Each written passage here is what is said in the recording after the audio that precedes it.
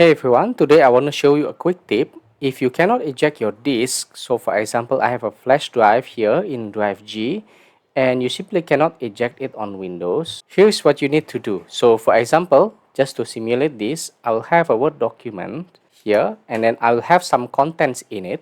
Okay, so basically I have a small content in the Word document and I have it open in Microsoft Word. So basically I will not be able to eject this flash drive. It will say the device is currently in use, but we are not sure what process is using it. More often than not, it's not the foreground app that is causing it to happen, but there's some background process that is locking the file or locking the drive by itself. What we need to do, we can go to resource monitor. So you run resmon like this one. Go to the CPU tab.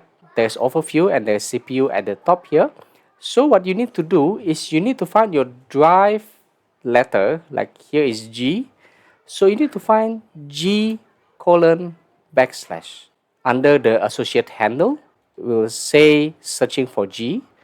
Okay, so after the searching is done, you will see that there is these processes that is using the handle name G colon. So this is exactly your flash drive. So we want to know what is this AI.exe. You can open Task Manager. So right click on the taskbar and then go Task Manager. Just if you are curious what process is that. So you can go to the Details tab and then you will see AI.exe here. So the status is running. We need to find out what is this. You can go to open file location. Yeah, it is actually pointing to the Microsoft Word, right? So this is under Office.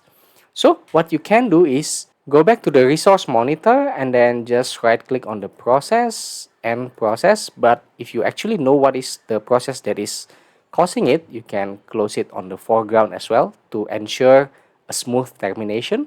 So we close that one, okay, like usual. And then you come back here and then you search again. So you press enter on the text box here and then it will show nothing on the handle name G. So the search result is basically empty.